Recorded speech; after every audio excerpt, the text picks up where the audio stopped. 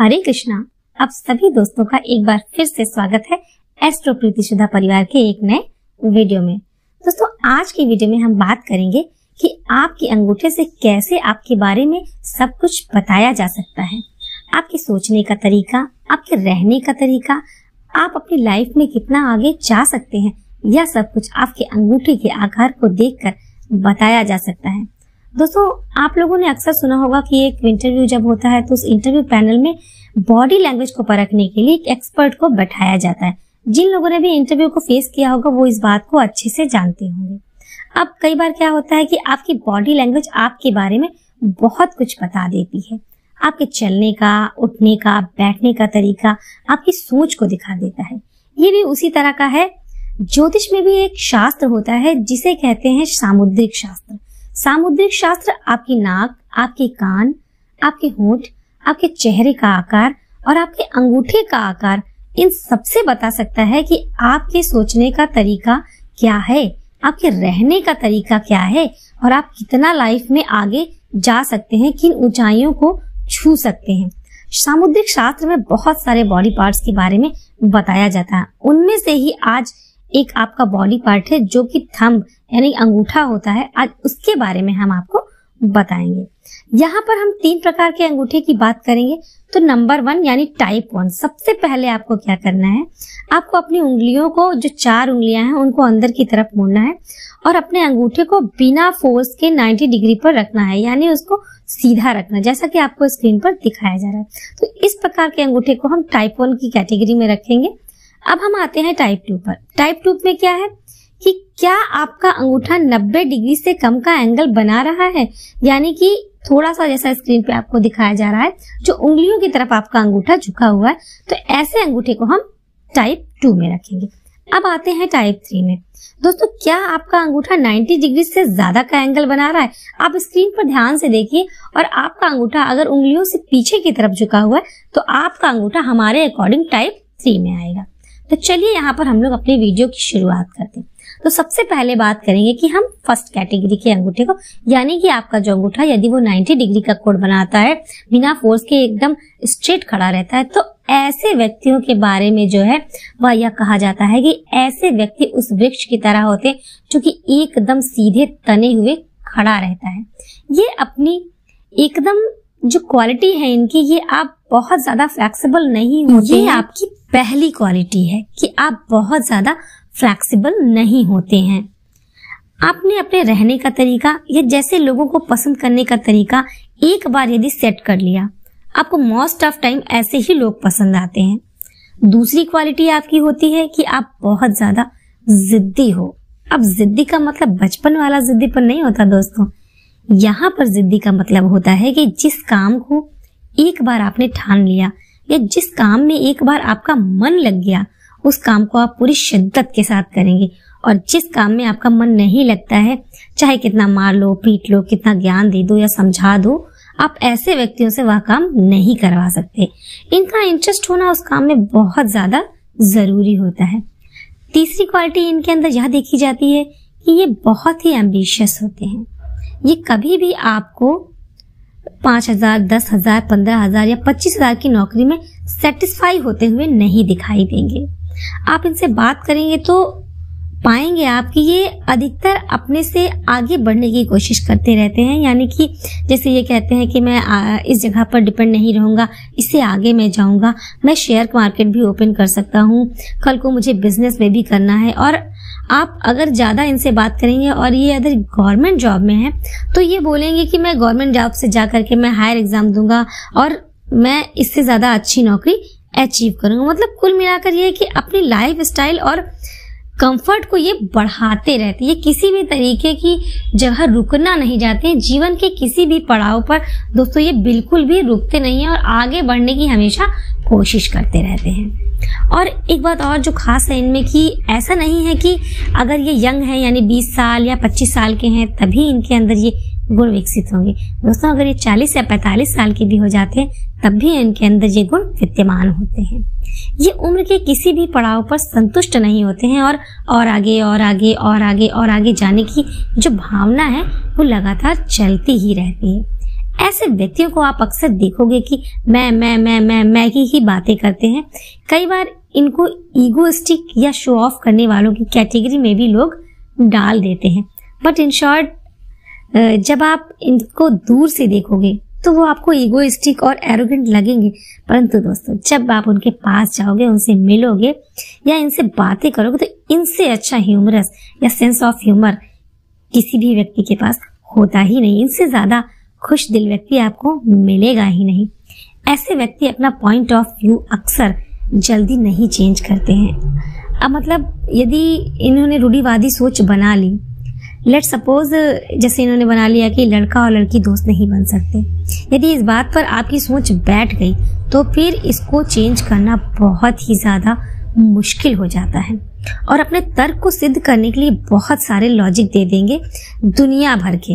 अब इतनी भारी क्वालिटी होती हैं तो ये डिसीजन भी बहुत अच्छा लेते हैं, क्विक डिसीजन लेते हैं दोस्तों ये, और अक्सर इनके डिसीजन खुद के और फैमिली के लिए, फ्रेंड्स के लिए बहुत ज्यादा सटीक साबित होते हैं। ऐसे लोगों की जो एनालिटिकल पावर होती है बहुत ज्यादा स्ट्रांग होती है। सही शब्दों में अगर कहें तो ये बाल की खाल निकालने वाले होते हैं दोस्तों। इनको अगर आप रात को फोन कर लो कि और बोलो कि कल शिमला निकलना है, तो ये आपसे कहेंगे कितने बजे निकलना है, कितने लोग जा रहे हैं, लड़के जा रहे हैं या लड़कियां जा रही हैं, ट्रेन से जाएंगे या फ्लाइट से जाएंगे, कब वापस आएंगे, एटसेट्रा एटसेट्रा। बहुत सारे क्वेश्चन ये आपसे पूछ बैठेंगे। अब देखिए, अभी मैंने आपको बताया कि ये गुड डिसीजन लेने वाले होते हैं, यानी क्विक डिसीजन लेते हैं। तो भाई जब कोई व्यक्ति इतने सारे सवाल करेगा, 360 डिग्री से सोचेगा, तो वो गुड डिसीजन तो लेगा ही। ऐसे लोग एक गुड अमाउंट के रिस्क टेकर होते हैं। ये मल्टीपल इनकम करने में माहिर होते हैं। रिस्पॉन्सिबिलिटीज अपने कंधों पर या तो वक्त दे देता है या स्वयं आगे बढ़ करके ये ले लेते हैं। ऐसे लोग अक्सर धार्मिक होते हैं और चाहे किसी भी रिलीजन से वो बिलोंग करते हो। एक छोटा सा सजेशन ऐसे लोगों के लिए मेरी तरफ से है कि अगर थोड़ा सा आप फ्लेक्सिबल हो जाएं तो आपका तो कुछ बिगड़ेगा नहीं, उल्टा आपको लाभ ही लाभ होगा, आपको प्रॉफिट होगा। तो ये था 90 डिग्री स्ट्रेट वालों के लिए अंगूठे की क्वालिटी। अब आते हैं टाइप 2 कैटेगरी पर, यानी कि ऐसा अंगूठा, ऐसा थंब जो कि 90 डिग्री से कम का एंगल बनाता हो। तो ऐसे व्यक्ति इमोशनल होते हैं।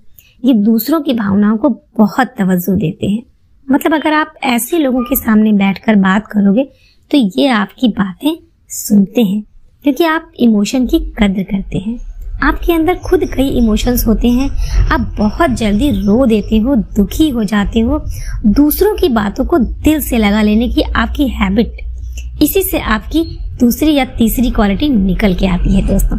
Loving nature and caring nature. ऐसे लोग बहुत ज्यादा दूसरों को प्यार करने वाले होते हैं और सब लोगों का ख्याल रखते हैं, क्योंकि ये भी चाहते हैं कि बदले में इनका भी कोई ख्याल करे, इनकी भी कोई केयर करे। जैसा ये स्वयं के साथ ट्रीटमेंट करते हैं दोस्तों, वैसा ही ये दुनिया को भी देते रहते हैं।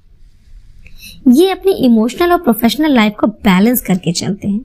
ये बहुत ज्यादा ऐसा वैसा के पीछे, पैसा पैसा पैसा, इन सब चीजों के पीछे नहीं भागते हैं और बहुत ज्यादा फैमिली भी नहीं करते हैं।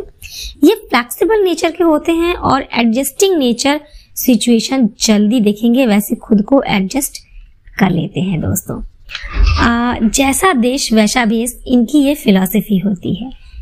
ऐसे लोगों के अंदर बहुत अच्छी मैनेजिंग स्किल्स होती है, क्योंकि इनको पता होता है कि सामने वाला यदि गुस्सा कर रहा है तो इसके पीछे का सिनेरियो ये नहीं है जो कि दिख रहा है, बल्कि कुछ और बात है।